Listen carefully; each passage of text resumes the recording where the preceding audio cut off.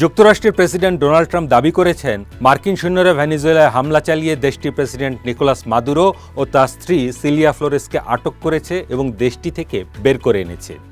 একটি বড় সামরিক অভিযানের মাধ্যমে তাকে ক্ষমতা থেকে অপসারণ করা হয়েছে বলে জানিয়েছেন ট্রাম্প। নিজের ট্রুথ সোশ্যাল পোস্টে তিনি বলেছেন, ভেনেজুয়েলায় হামলা চালিয়ে মাদুরোকে আটক করে দেশ থেকে বের করে নেওয়া হয়েছে। তবে ট্রাম্পের দাবি স্বাধীনভাবে যাচাই করতে পারেনি আন্তর্জাতিক সংবাদ মাধ্যমগুলো। ডোনাল্ড ট্রাম্প লিখেছেন, অভিযানটি মার্কিন আইনশৃঙ্খলা রক্ষাকারী বাহিনীর সঙ্গে সমন্বয় করে পরিচালনা করা হয়েছে। বিস্তারিত পরে জানানো হবে। ওয়াশিংটনের স্থানীয় সময় অনুযায়ী সকাল 11টায় মার এ লাগোয় অর্থাৎ বাংলাদেশ সময়ের রাত 10টায় এই বিষয়ে একটি সংবাদ সম্মেলন হবে। ঘোষণার পরপরই দ্য নিউ ইয়র্ক টাইমসকে দেয়া এক সংক্ষিপ্ত টেলিফোন সাক্ষাৎকারে ডোনাল্ড ট্রাম্প এটিকে দুর্দান্ত অভিযান বলে অভিহিত করেন। তিনি বলেন, অনেক ভালো পরিকল্পনা ছিল আর অসাধারণ সব সৈনিক ও মানুষ এর সঙ্গে যুক্ত ছিলেন। আসলে এটি ছিল এক দুর্দান্ত অভিযান। এ সময় তার কাছে জানতে চাওয়া হয় হামলার জন্য তিনি কংগ্রেসের অনুমোদন নিয়েছিলেন কিনা। এ প্রশ্নের জবাব দিতে অস্বীকৃতি জানিয়ে ডোনাল্ড ট্রাম্প বলেন, সংবাদ সম্মেলনেই এ বিষয়ে বিস্তারিত বলবেন তিনি।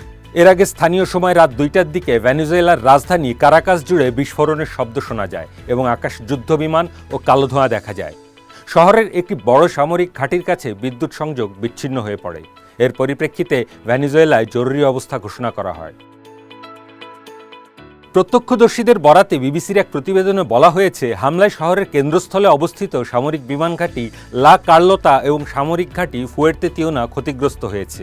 উভয় স্থানে বিস্ফোরণের ভিডিও সামাজিক যোগাযোগ মাধ্যমে ছড়িয়ে পড়ে। হামলা চলাকালে দেয়া এক বিবৃতিতে ভেনেজুয়েলার সরকার জানায়, কারাকাসের পাশাপাশি মিরান্দা, আরাগুয়া এবং লা গুয়াইরা রাজ্যেও হামলা চালানো হয়েছে। এই পরিস্থিতিতে নিকোলাস মাদুরো সারা ভেনেজুয়েলায় জরুরি অবস্থা ঘোষণা করেছেন এবং প্রতিরক্ষা বাহিনীকে মোতায়েন করেছেন। তবে ডোনাল্ড ট্রাম্পের দাবি অনুযায়ী শেষ পর্যন্ত দেশটির প্রতিরক্ষা বাহিনী নিকোলাস মাদুরোকে রক্ষায় খুব একটা কার্যকর ভূমিকা রাখতে পারেনি। ডোনাল্ড ট্রাম্প বেশ কিছুদিন ধরেই ভেনেজুয়েলায় সামরিক অভিযানের হুমকি দিয়ে আসছিলেন। তিনি মাদুরোকে ক্ষমতা ছেড়ে দেশ ছেড়ে দেওয়ার জন্য চাপ দিচ্ছিলেন। ট্রাম্প বলেছিলেন, মাদুরোর জন্য ক্ষমতা ছেড়ে দেওয়াটাই হবে সবচেয়ে বুদ্ধিমানের কাজ। এরপর নিকোলাস মাদুরো গত বৃহস্পতিবার বলেন, কয়েক সপ্তাহ ধরে ক্রমবর্ধমান মার্কিন চাপের পরিপ্রেক্ষিতে তিনি মাদক পাচার ও জ্বালানি তেল ইস্যুতে যুক্তরাষ্ট্রের সঙ্গে আলোচনায় বসতে প্রস্তুত। সে সময় ভেনেজুয়েলার রাষ্ট্রীয় টেলিভিশনে দেয়া এক সাক্ষাৎকারে তিনি জানান, যুক্তরাষ্ট্র চাইলে যেখানেই হোক যখনই হোক তিনি সংলাপের জন্য প্রস্তুত। নিকোলাস মাদুরোর বিরুদ্ধে যুক্তরাষ্ট্রের অভিযোগ, তিনি অবৈধভাবে জোর করে ভেনেজুয়েলায় নিজের শাসন কায়েম করে রেখেছেন।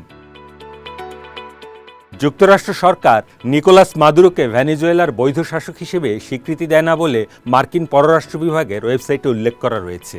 মাদুরোর বিরুদ্ধে যুক্তরাষ্ট্রের সবচেয়ে গুরুতর অভিযোগটি হল, তিনি ভেনেজুয়েলার উচ্চপদস্থ কর্মকর্তাদের নিয়ে গড়ে তোলা মাদক পাচারকারী সংগঠন কার্টেল অফ দ্য সানসের নেতৃত্ব দিচ্ছেন। মার্কিন পররাষ্ট্র বিভাগের দাবি, যুক্তরাষ্ট্রে বিদেশি সন্ত্রাসী সংগঠন হিসেবে ঘোষিত কলম্বিয়ার বিপ্লবী সশস্ত্র বাহিনী ফার্কের সঙ্গে একযোগে মিলে দুর্নীতিগ্রস্ত এবং সহিংস নার্কো টেরোরিজম বা মাদক সন্ত্রাসবাদী ষড়যন্ত্রের সঙ্গে জড়িত মাদুরো। তবে শুরু থেকেই যুক্তরাষ্ট্রের এসব অভিযোগকে অস্বীকার করে গিয়েছে ভেনেজুয়েলা। এই মুহূর্তে প্রশ্ন হচ্ছে, নিকোলাস মাদুরোকে আটকের পর ভেনেজুয়েলার সামরিক বাহিনী ও প্রশাসনের প্রতিক্রিয়া কেমন হবে? তারা কি দীর্ঘস্থায়ী একটি যুদ্ধের পথ বেছে নিয়ে মাদুরোকে মুক্ত করার জন্য লড়াই চালিয়ে যাবে, নাকি যুক্তরাষ্ট্রের সঙ্গে কাজ করতে প্রস্তুত নতুন একটি প্রশাসনকে ক্ষমতায় বসাবে? বর্তমানে ভেনেজুয়েলার সামরিক বাহিনী যদি লড়াই চালিয়ে যাওয়ার সিদ্ধান্ত নেয়, তবে তার রূপরেখা কেমন হবে? সম্মুখ সমর নাকি আফগানিস্তান ধাঁচের দীর্ঘ গেরিলা প্রতিরোধ? ভেনেজুয়েলার প্রতিরক্ষা মন্ত্রী ভ্লাদিমির পাদ্রিনো লোপেজ জানিয়েছেন, মার্কিন হামলায় নিহত ও আহতের সংখ্যা জানতে ভেনেজুয়েলা সরকার বর্তমানে তথ্য সংগ্রহ করছে। একই সঙ্গে বিদেশি সৈন্যদের উপস্থিতির বিরুদ্ধে ভেনেজুয়েলা প্রতিরোধ গড়ে তুলবে বলেও ঘোষণা দিয়েছেন তিনি। ভ্লাদিমির পাদ্রিনো লোপেজ বলেন, এই আগ্রাসনের মধ্য দিয়ে ভেনেজুয়েলার সবচেয়ে বড় অবমাননার ঘটনা ঘটেছে। সামরিক সক্ষমতা নিয়ে গ্লোবাল ফায়ার পাওয়ার র্যাঙ্কিংয়ের 2025 সালের প্রতিবেদনের তথ্য অনুযায়ী সামরিক সক্ষমতায় ভেনেজুয়েলা বিশ্বের 160টি দেশের মধ্যে 50তম, লাতিন আমেরিকায় 7ম। এদিক থেকে দেশটির অবস্থান ব্রাজিল, মেক্সিকো, আর্জেন্টিনার মতো আঞ্চলিক শক্তিগুলোর নিচে, কিন্তু কলম্বিয়া, চিলি ও পেরুর কাছাকাছি। ভেনেজুয়েলার বিমান বাহিনীর গঠনও সম্মুখ সমরের খুব একটা উপযোগী নয়। তথ্য অনুযায়ী দেশটির মোট যুদ্ধবিমান 49টি, এর মধ্যে সচল আছে প্রায় 30টি। এগুলোর মধ্যে F-16 যুদ্ধবিমানও রয়েছে। তবে নিষেধাজ্ঞার কারণে খুচরা যন্ত্রাংশ জোগাড় করতে না পারায় মাত্র 3টি F-16 এখনও উঠতে পারে। সমরাস্ত্র সরবরাহের জন্য রাশিয়ার ওপর ব্যাপক মাত্রায় নির্ভরশীল ভেনেজুয়েলা। রুশ মিসাইল ও যুদ্ধবিমানের বহর মার্কিন জাহাজ ও যুদ্ধবিমানের জন্য হুমকি হয়ে উঠতে পারে। বিশেষ করে দেশটির Su-30 যুদ্ধবিমানের বহর যুক্তরাষ্ট্রের সৈন্যদের জন্য বড় ধরনের হুমকি হয়ে উঠতে পারে। এই যুদ্ধবিমানে পরিবাহিত KH-31A সুপারসনিক অ্যান্টিশিপ মিসাইল যে কোনো নৌযানের জন্য গুরুতর হুমকি। ভেনেজুয়েলার কাছে এ ধরনের যুদ্ধবিমান আছে 21টি। 3,10,00,000 জনসংখ্যার দেশটিতে সামরিক বাহিনীর সদস্য সংখ্যা 3,37,000। এর মধ্যে অ্যাক্টিভ সার্ভিসে আছে 1,09,000, প্যারামিলিটারি বাহিনীতে আছে 2,20,000, বাকি 8,000 রিজার্ভ ফোর্সের অন্তর্ভুক্ত। বর্তমান পরিস্থিতিতে ভেনেজুয়েলার সামরিক বাহিনী যদি লড়াই চালানোর সিদ্ধান্ত নেয় তাহলে দীর্ঘমেয়াদী গেরিলা প্রতিরোধই তাদের জন্য একমাত্র পথ বলে মনে করছেন পর্যবেক্ষকরা। আর যদি ভেনেজুয়েলার যুক্তরাষ্ট্র সমর্থিত কোনো সরকারকে ক্ষমতায় বসানো হয়, সেক্ষেত্রে দেশটির রাষ্ট্রপ্রধানের দায়িত্বে দেখা যেতে পারে গত বছর নোবেল পুরস্কার বিজয়ী মারিয়া করিনা মাচাদোকে। শুরু থেকেই ভেনেজুয়েলা মার্কিন সামরিক হস্তক্ষেপের পক্ষে মতামত দিয়ে এসেছেন মাচাদো।